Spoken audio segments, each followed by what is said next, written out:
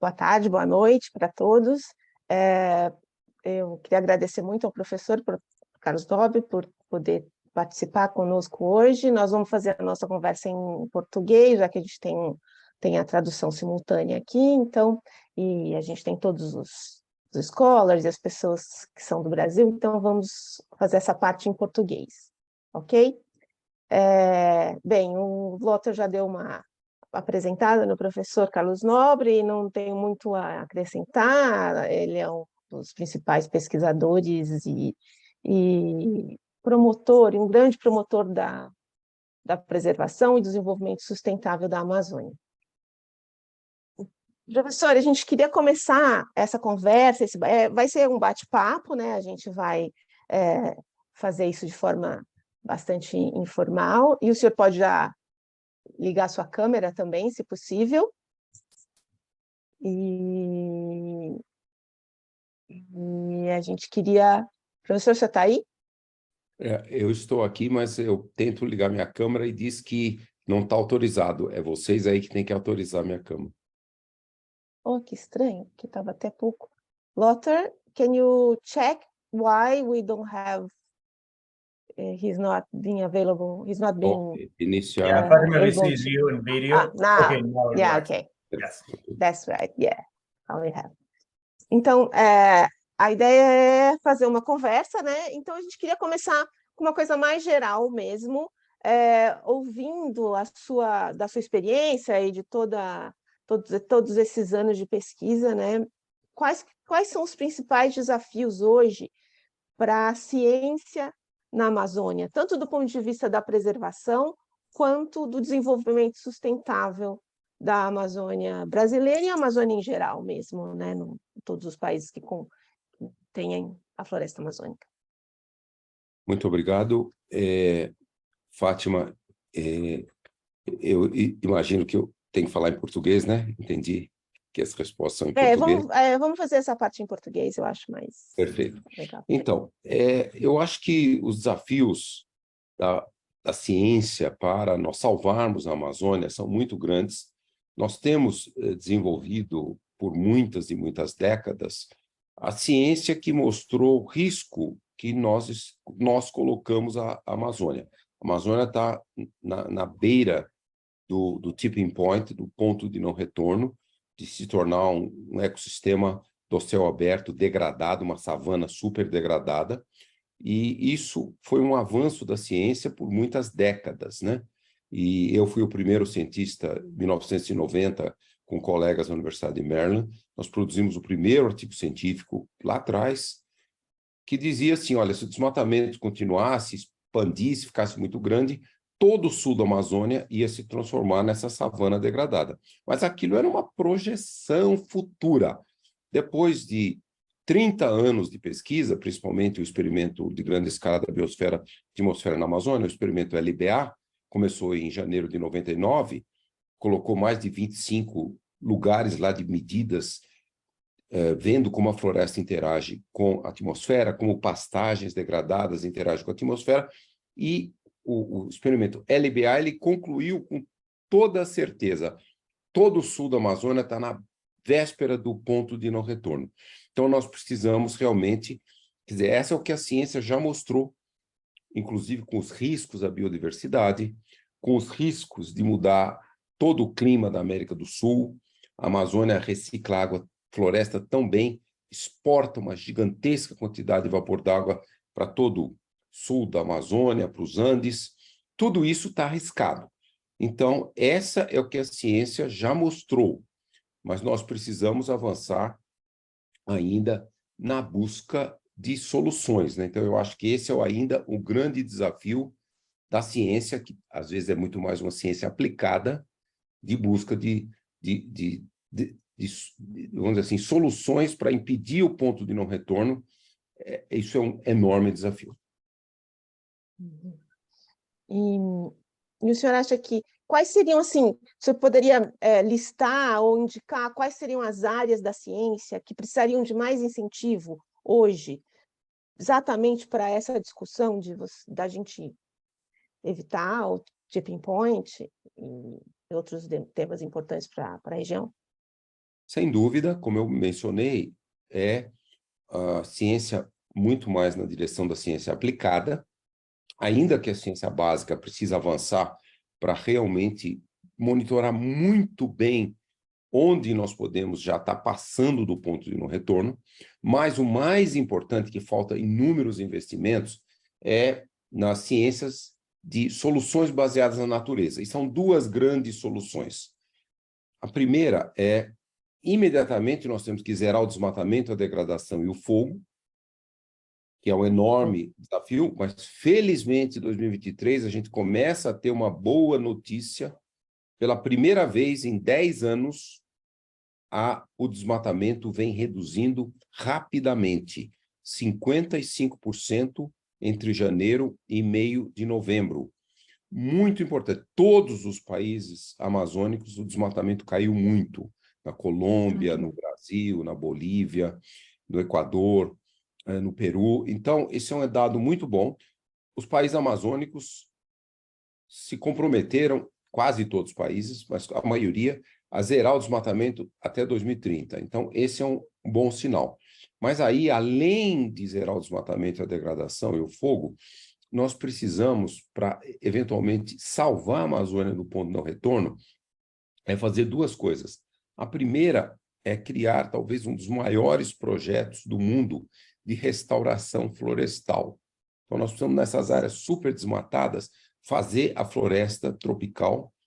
Não é monocultura de espécies exóticas, não, é a floresta tropical, as espécies nativas da Amazônia reflorestarem e regenerarem. Nós tivemos uma excelente notícia na COP28. O governo brasileiro lançou um projeto chamado Arco da Restauração. 24 milhões de hectares em todo o sul da Amazônia brasileira vão receber mega financiamentos, se estimou em 20 bilhões de dólares, entre agora e 2050, de restaurar essa imensa área. Com isso, nós poderemos reduzir muito o risco do ponto de não retorno do tipping point. Então, o que precisa aqui? Precisa avançar muito a ciência aplicada, que nós precisamos realmente dar uma escala enorme para a restauração florestal. Então, tem muita engenharia florestal, como fazer isso, como gerar centenas de milhões de mudas, como garantir que o fogo não vai atrapalhar e consumir essas florestas sendo regeneradas. Então, tudo isso existe a necessidade de muita ciência aplicada. E o outro aspecto de soluções baseadas na natureza é que nós precisamos, de fato, da escala para o que nós chamamos a nova sociobioeconomia de saudáveis florestas em pé e rios fluindo. Nós precisamos demonstrar em grande escala que o grande potencial socioeconômico que melhora a economia dos países amazônicos e também as sociedades amazônicas é uma economia baseada nos produtos da biodiversidade amazônica. Gigantesca essa biodiversidade, cooperativas que têm os sistemas agroflorestais, elas já estão quase todas atingindo milhares e milhares de pessoas, a classe média. Então, esse é o modelo, não tirar a floresta para a pecuária ou para culturas agrícolas como soja, ou a mineração, que é super ilegal e está levando a quase que a mortalidade dos rios amazônicos. Então, esses são os dois grandes desafios que a ciência tem que atacar. A restauração florestal gigantesca na Amazônia, principalmente as áreas mais desmatadas, todo o sul da Amazônia, do Atlântico até a Bolívia, e depois o que nós chamamos o outro arco da restauração tem que ser os Andes, 400 metros a 1.300 metros, Peru, Equador e Colômbia. Esse é o lugar com a maior biodiversidade do planeta. A Amazônia tem a maior biodiversidade e dentro da Amazônia, essa região. Também muito desmatada, principalmente com exploração de petróleo, de mineração quase toda ilegal. Então, nós temos que também restaurar a floresta ali. Então, é isso. E também enorme ciência aplicada de como, por exemplo, gerar dezenas e dezenas de produtos da biodiversidade, adquirir escala, criar mercados. Então, isso são grandes desafios que a ciência tem que enfrentar imediatamente. Aqui a gente tem já uma pergunta de uma pessoa que está nos ouvindo, e ela é da Priscila, e ela está perguntando quais são os parâmetros utilizados para determinar o ponto de não retorno. Talvez isso seja uma resposta muito demorada, mas se o senhor puder responder com algumas coisas mais pontuais. Sim, os parâmetros para determinar o ponto de não retorno, eles são muito o envelope climático que mantém a floresta. Então, a floresta tem muita chuva, 2,3 a 2,2, 2,3 metros na média da Amazônia. No oeste da Amazônia, mais de 3 metros, ali próximo aos Andes. Uma estação seca muito curta, não passa de 3 a 4 meses, e chove na estação seca. A floresta mantém uma temperatura muito mais baixa. O topo do céu das florestas mantém 30 graus, porque 75% da energia solar, o saldo de radiação, ele é utilizado para evapotranspiração, evaporação mais transpiração, e não para aquecer o ar.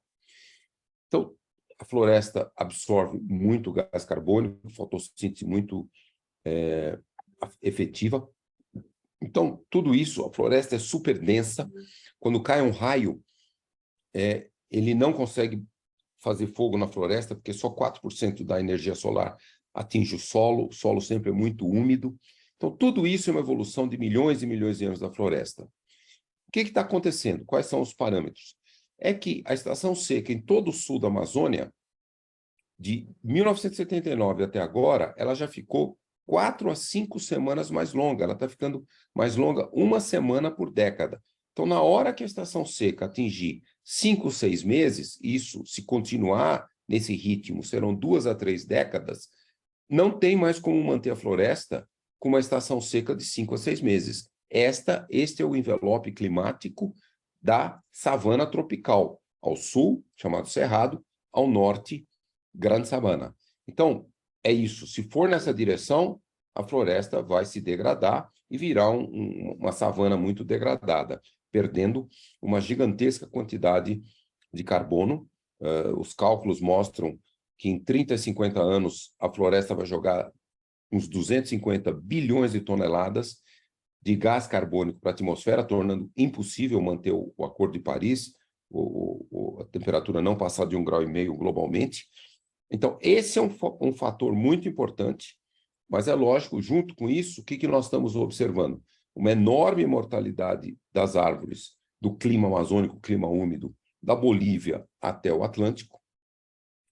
E o sudeste da Amazônia, o sul do estado do Pará e o norte do estado do Mato Grosso, recentes estudos mostraram que ali a floresta já virou fonte de carbono. Olha bem, globalmente falando, todas as florestas removem 1/3 de todo o gás carbônico que nós jogamos na atmosfera. Um belíssimo serviço ecossistêmico das florestas. Senão a temperatura já tinha passado de 2 graus de aquecimento.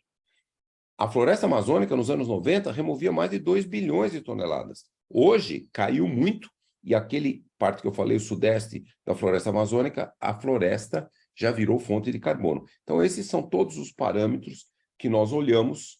Se continuar a estação seca ficando mais longa, se a mortalidade de árvores continuar aumentando, e se a floresta passa a ser fonte de carbono, pronto, nós teremos atravessado o ponto de não retorno. E, de novo, não tem reversibilidade. Atravessou o ponto de não retorno, em 30 e 50 anos, todo o ecossistema é degradado. A perspectiva não é boa, para ficar todo mundo muito preocupado, né? E, assim, uma última pergunta que a gente queria fazer é muito que tem a ver com a própria missão da Dimension Science, que é como promover mais diversidade na ciência, né? E a gente olhando também para a ciência em torno de todos os temas importantes na Amazônia, como também aumentar a diversidade de pesquisadores, de grupos subrepresentados na ciência na Amazônia, ainda mais considerando todas as populações que estão na Amazônia, né? E como aumentar essa participação dos próprios, desde representante de todas as populações que estão na Amazônia. Eu queria um pouco ouvir um pouco o senhor sobre isso. Olha, esse é um enorme desafio, mas nós temos que vencer. Vários de nós aqui, no Brasil, e já tendo parceiros na Colômbia, no Peru, nós estamos propondo a criação do chamado Instituto de Tecnologia da Amazônia. Estamos agora fazendo um estudo de viabilidade, terminando agora nos próximos meses.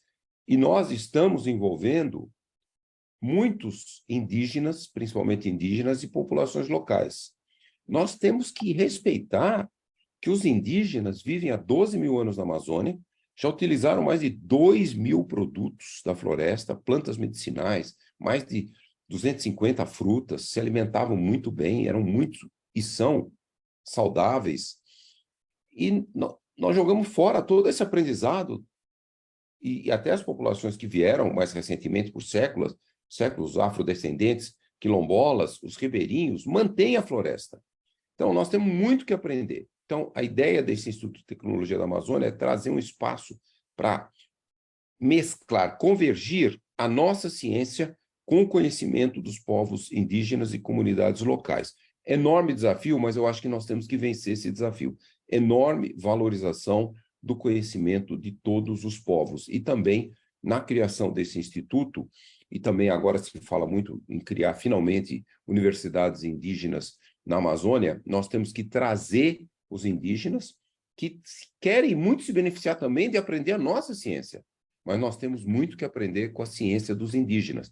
E nos indígenas é muito interessante, um dado é que a ciência indígena de milhares de anos, ela quase toda foi desenvolvida pelas mulheres indígenas. Elas eram as cientistas. Por exemplo, só para dar um dado, nós temos mais de 1.300 variedades de cacau. Foram elas que desenvolveram mais de 700 variedades de mandioca. Os indígenas domesticaram mais de 50 plantas, o açaí, a castanha, o cupuaçu, buriti, então, o cacau. Então, isso é tudo ciência indígena que nós temos que respeitar muito e aprender. E realmente eu acho muito importante, então, nós valorizarmos, e estamos torcendo muito de conseguir criar esse Instituto de Tecnologia da Amazônia, é pan-amazônico, não é só num país, e ser um espaço para trazer os indígenas, para trazer jovens indígenas e quilombolas e ribeirinhos, também para a formação universitária, para que essas sejam as pessoas, idealmente formando milhares de estudantes por ano, a grande maioria da Amazônia, não só da Amazônia, podemos atrair jovens e cientistas do mundo inteiro, todo mundo adora a Amazônia, todos querem salvar a Amazônia, mas principalmente as populações amazônicas, todas locais, indígenas, quilombolas, ribeirinhos e populações urbanas, e essas milhares de pessoas por ano formadas nesse instituto vão desenvolver esse modelo sustentável para a Amazônia, essa nova sociobioeconomia de floresta em pé, rios fluindo. Essa é a ideia que nós precisamos implementar em toda a Amazônia com enorme rapidez, e precisamos muito apoio, principalmente dos países ricos. Por exemplo, esse cálculo inicial do Instituto de Tecnologia da Amazônia, o primeiro número que nós chegamos é $1 bilhão para construir inicialmente. Nós precisamos muito apoio dos países ricos para, de fato, trazer a ciência nossa, combinar com o conhecimento dos povos indígenas, comunidades locais, e aí sim buscar um modelo e uma nova população muito bem formada para salvar a nossa Amazônia. Bem, acho que o senhor tem que agora sair para sua outra reunião. Tem até uma pergunta aqui sobre a disposição dos países em realmente, né, acho que é mais no sentido da disposição política de fazer tudo que o senhor está explicando aqui, mas a gente pode deixar isso talvez para depois, porque agora eu acho que o senhor tem que sair para sua outra reunião. Eu prefiro atrasar um pouquinho a minha saída, porque essa é uma pergunta importante. Pela primeira vez na história, eu estava na COP, se discutiu muito isso. Alguns bancos acabaram de lançar um grande modelo de financiamento para essa nova sociobioeconomia. Vários países amazônicos, o Brasil, por exemplo, está também buscando fornecer os financiamentos, os métodos para essa nova sociobioeconomia. Então, isso é a primeira vez na história. Então, esse ano 2023, um ano que nós finalmente estamos reduzindo muitos desmatamentos, a degradação e o crime na Amazônia, nós temos pela primeira vez os países amazônicos, a grande maioria, e também o mundo financeiro internacional e o mundo científico internacional cada vez mais interessado em contribuir para nós acharmos as soluções sustentáveis para a Amazônia. Então, eu acho que 2023 é um ano histórico que pode nos ajudar muito, de fato, a salvar a Amazônia. E eu finalizo dizendo o quê? Nós temos uma obrigação de salvar a Amazônia, de salvar todos os povos amazônicos. Por quê? Porque, de fato, todos nós, essa é a Amazônia que nós queremos. Agradecer muito a sua participação e foi muito ótimo, e foi ótimo terminar com essa mensagem de otimismo, porque a gente anda muito pessimista, então bom saber que pelo menos para isso a gente está caminhando com boas notícias. Tá. Muito Eu que obrigada, agradeço. professor, e Thank you. estamos Thank you very esperando a sua much. volta, se o senhor puder voltar. Tá bom, tá ótimo. Um grande abraço. Tchau, tchau. Abraço. Tchau.